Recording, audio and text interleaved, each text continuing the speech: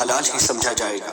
وَإِذْ قَالَ رَبُّكَ لِلْمَلَائِكَةِ إِنِّي جَاعِلٌ فِي الْأَرْضِ خَلِيفَةً قَالُوا أَتَجْعَلُ فِيهَا مَن يُفْسِدُ فِيهَا وَيَسْفِكُ الدِّمَاءَ وَنَحْنُ نُسَبِّحُ بِحَمْدِكَ وَنُقَدِّسُ لَكَ قَالَ إِنِّي أَعْلَمُ مَا لَا تَعْلَمُونَ۔ اور جب تیرے رب نے فرشتوں سے کہا کہ میں زمین میں خلیفہ بنانے والا ہوں تو انہوں نے کہا ایسے شخص کو کیوں پیدا کرتا ہے جو زمین میں فساد کرے اور خون بہائے، اور ہم تیری تسبیح، حمد اور پاکیزگی بیان کرنے والے ہیں۔ اللہ تعالیٰ نے فرمایا جو میں جانتا ہوں تم نہیں جانتے۔ آیت 21 اور 22 میں صرف اللہ تعالیٰ کی عبادت واجب ہونے کی نہایت مختصر اور سادہ مگر مضبوط دلیل یہ دی گئی تھی کہ جس نے تمہیں پیدا کیا ہے وہی عبادت کا مستحق ہے۔ آیت 28 میں کافروں کے کفر پر تعجب کا اظہار بھی اسی بنا پر کیا گیا تھا۔ اب انسان کی پیدائش کا پورا واقعہ بیان کر کے اس دلیل کو مزید پختہ کیا جا رہا ہے۔ آیت میں خلیفہ سے مراد انسان ہے اور اس کے خلیفہ ہونے کا مطلب یہ ہے کہ وہ زمین میں اللہ تعالیٰ کے احکام پر خود بھی عمل کرے اور اپنی طاقت کے مطابق دوسروں سے بھی کروانے کی کوشش کرے۔ فرشتوں کے سوال کا منشا خدا نخواستہ کوئی اعتراض کرنا نہیں تھا، بلکہ وہ حیرت کر رہے تھے کہ ایک ایسی مخلوق کو پیدا کرنے میں کیا حکمت ہے جو نیکی کے ساتھ بدی کی صلاحیت بھی رکھتی ہوگی، جس کے نتیجے میں زمین پر فساد پھیلنے کا امکان ہوگا۔ مفسرین نے یہ بھی بیان کیا ہے کہ انسان سے پہلے زمین پر جنات پیدا کیے گئے تھے اور انہوں نے آپس میں لڑ لڑ کر ایک دوسرے کو ختم کر ڈالا تھا۔ فرشتوں نے سوچا کہ شاید انسان کا انجام بھی ایسا ہی ہو۔ وَعَلَّمَ آدَمَ الْأَسْمَاءَ كُلَّهَا ثُمَّ عَرَضَهُمْ عَلَى الْمَلَائِكَةِ فَقَالَ أَنبِئُونِي بِأَسْمَاءِ هَؤُلَاءِ إِن كُنتُمْ صَادِقِينَ۔ اور اللہ تعالیٰ نے آدم کو تمام نام سکھا کر ان چیزوں کو فرشتوں کے سامنے پیش کیا اور فرمایا اگر تم سچے ہو تو ان چیزوں کے نام بتاؤ۔ ناموں سے مراد کائنات میں پائی جانے والی چیزوں کے نام، ان کی خاصیتیں اور انسان کو پیش آنے والی مختلف کیفیات کا علم ہے، مثلا بھوک، پیاس، صحت اور بیماری وغیرہ۔ اگرچہ آدم علیہ السلام کو ان چیزوں کی تعلیم دیتے وقت فرشتے بھی موجود تھے، لیکن چونکہ ان کی فطرت میں ان چیزوں کی پوری سمجھ نہیں تھی، اس لیے جب ان کا امتحان لیا گیا تو وہ جواب نہیں دے سکے، اور اس طرح اللہ تعالیٰ نے عملی طور پر انہیں باور کرا دیا کہ جو کام اس نئی مخلوق سے لینا مقصود ہے وہ فرشتے انجام نہیں دے سکتے۔ قالوا سبحانك لا علم لنا إلا ما علمتنا إنك أنت العليم الحكيم۔ ان سب نے کہا اے اللہ تیری ذات پاک ہے، ہمیں تو صرف اتنا ہی علم ہے جتنا تو نے ہمیں سکھا رکھا ہے، پورے علم و حکمت والا تو تو ہی ہے۔ بظاہر الفاظ سے یہ معلوم ہوتا ہے کہ نام صرف حضرت آدم علیہ السلام کو سکھائے گئے تھے اور فرشتے اس تعلیم میں شریک نہیں تھے۔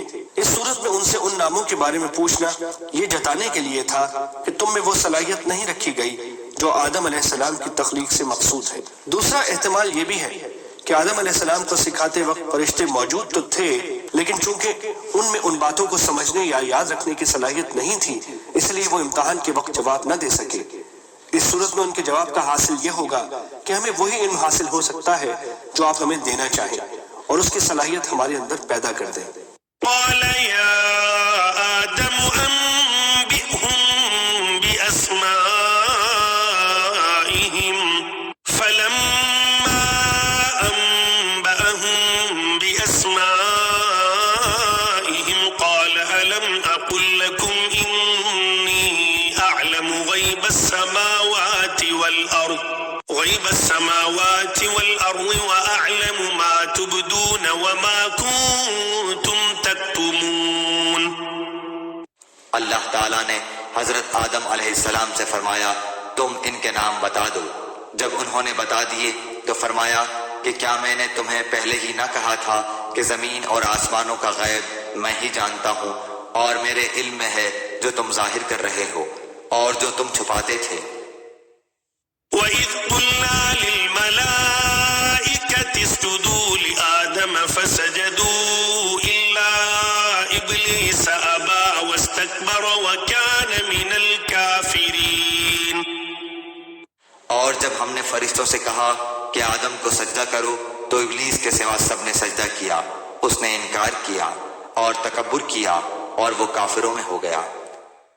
فرشتوں کے سامنے آدم علیہ السلام کی عظمت کا عملی مظاہرہ اور ان کے امتحان لینے کے لیے انہیں آدم علیہ السلام کو سجدہ کرنے کا حکم دیا گیا.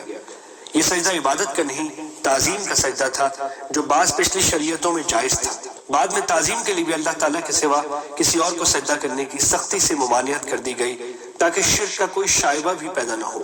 یہ سجدہ کروانا اس بات کا بھی مظاہرہ تھا کہ فرشتوں کو اس بات کی تلقین کی جا رہی ہے کہ کائنات میں جو چیزیں ان کے اختیار میں دی گئی ہیں وہ انسان کے لیے مسخر کر دی جائیں تاکہ یہ دیکھا جائے کہ وہ ان کو صحیح استعمال کرتا ہے یا غلط. گرچہ براہ راست سجدے کا حکم فرشتوں کو دیا گیا تھا مگر اس میں تمام جاندار مخلوقات بھی شامل تھیں، لہٰذا ابلیس جو جنات میں سے تھا اس پر بھی اس حکم کی تعمیل لازم تھی.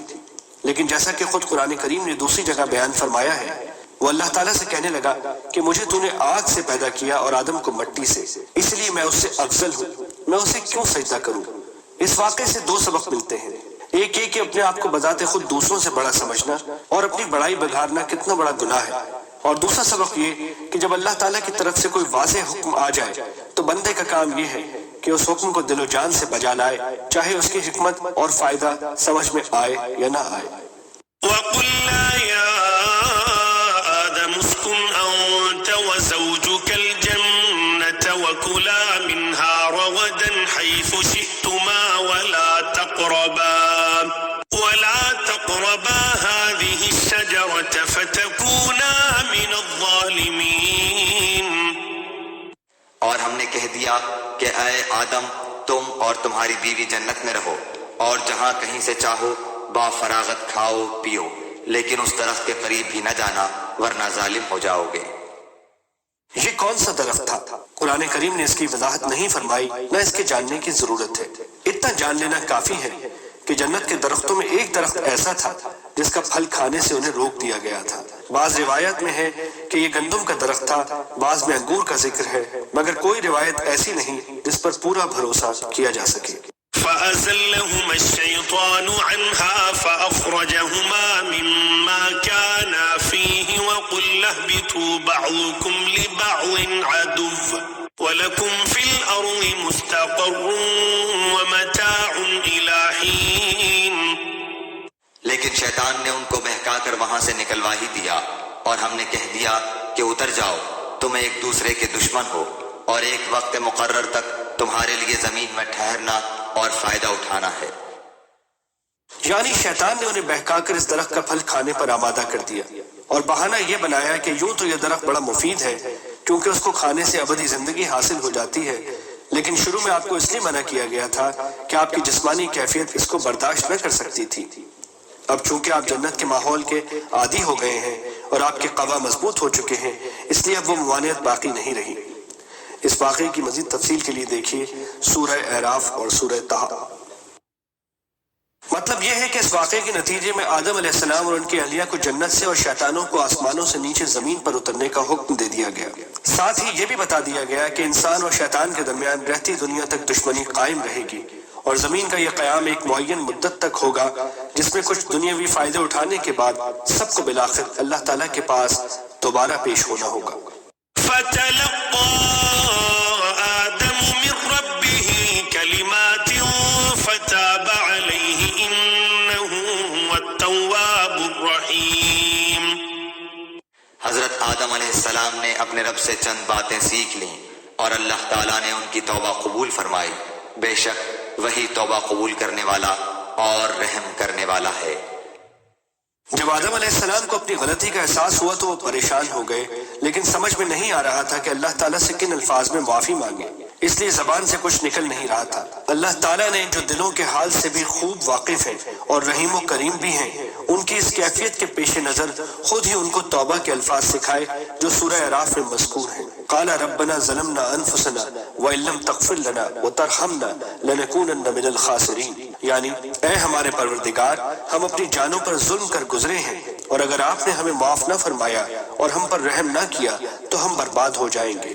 اس طرح اللہ تعالیٰ نے زمین پر بھیجنے سے پہلے انسان کو یہ تعلیم دے دی کہ جب کبھی نفسانی خواہشات یا شیطان کے بہکاوے میں آ کر اس سے کوئی گناہ سرزد ہو جائے تو اسے فوراً اللہ تعالیٰ سے توبہ کرنی چاہیے، اور اگرچہ توبہ کے لیے کوئی خاص الفاظ لازمی نہیں ہیں، بلکہ وہ ہر جملہ جس میں اپنے کیے پر ندامت اور آئندہ گناہ نہ کرنے کا ارادہ شامل ہو اس کے ذریعے توبہ ممکن ہے، لیکن چونکہ یہ الفاظ خود اللہ تعالیٰ کے سکھائے ہوئے ہیں اس لیے ان الفاظ میں توبہ کرنے سے قبولیت کی زیادہ امید ہے۔ یہاں یہ بات بھی سمجھنے کی ہے کہ جیسا پیچھے آیت 30 سے واضح ہوتا ہے، اللہ تعالیٰ نے شروع ہی سے آدم علیہ السلام کو زمین پر اپنا نائب بنا کر بھیجنے کے لیے پیدا فرمایا تھا، لیکن زمین پر بھیجنے سے پہلے انہیں جنت میں رکھنے اور اس کے بعد کے واقعات کا تکوینی مقصد بظاہر یہ تھا کہ ایک طرف حضرت آدم علیہ السلام جنت کی نعمتوں کا خود تجربہ کر کے دیکھ لیں کہ ان کی اصل منزل کیا ہے، اور زمین پر پہنچنے کے بعد اس منزل کے حصول میں کس قسم کی رکاوٹیں پیش آ سکتی ہیں اور ان سے نجات پانے کا کیا طریقہ ہوگا۔ چونکہ فرشتوں کے مقابلے میں انسان کا امتیاز ہی یہ تھا کہ اس میں اچھائی اور برائی دونوں کی صلاحیت رکھی گئی تھی، اس لیے ضروری تھا کہ اسے زمین پر بھیجنے سے پہلے ایسے تجربے سے گزارا جائے۔ پیغمبر چونکہ معصوم ہوتے ہیں اور ان سے کوئی گناہ سرزد نہیں ہو سکتا، اس لیے آدم علیہ السلام کی یہ غلطی در حقیقت اجتہادی غلطی، بونافائڈ مسٹیک تھی، یعنی سوچ کی یہ غلطی کہ اللہ تعالیٰ کے حکم شیطان کے بہکانے سے خاص وقت تک محدود سمجھ لیا، ورنہ اللہ تعالیٰ کی کھلی نافرمانی کا ہرگز ان سے تصور نہیں کیا جا سکتا۔ تاہم چونکہ یہ قصور بھی ایک پیغمبر کے شایان شان نہ تھا، اس لیے اسے بعض آیات میں گناہ یا حکم عدولی سے تعبیر کیا گیا ہے اور اس پر توبہ کی تلقین فرمائی گئی ہے۔ ساتھ ہی زیر نظر آیت میں بھی یہ واضح کر دیا گیا کہ اللہ تعالیٰ نے ان کی توبہ قبول فرما لی، اور اس طرح اس عیسائی عقیدے کی تردید فرما دی گئی کہ جس کا کہنا یہ ہے کہ آدم علیہ السلام کا یہ گناہ ہمیشہ کے لیے انسان کی سرش میں داخل ہو گیا تھا، جس کے نتیجے میں ہر بچہ ماں کے پیٹ سے گناہ گار پیدا ہوتا ہے، اور اس مشکل کے حل کے لیے اللہ تعالیٰ کو اپنا بیٹا دنیا میں بھیج کر اسے قربان کرنا پڑا تاکہ وہ ساری دنیا کے لیے کفارہ بن سکے۔ قرآن کریم نے دو ٹوک الفاظ میں اعلان فرما دیا کہ اللہ تعالیٰ نے ان کی توبہ قبول فرما لی تھی، اس لیے نہ وہ گناہ باقی رہا تھا نہ اس کے اولاد آدم کی طرف منتقل ہونے کا کوئی سوال ہے، کیونکہ اللہ تعالیٰ کے قانون عدل میں ایک شخص کے گناہ کا بوجھ دوسرے کے سر پر نہیں ڈالا جاتا۔ قل اهبطوا منها جميعا فإما يأتينكم مني هدى فمن تبع هداي فلا خوف عليهم ولا هم يحزنون۔ ہم نے کہا تم سب یہاں سے چلے جاؤ، جب کبھی تمہارے پاس میری ہدایت پہنچے تو اس کی تابعداری کرنے والوں پر کوئی خوف و غم نہیں۔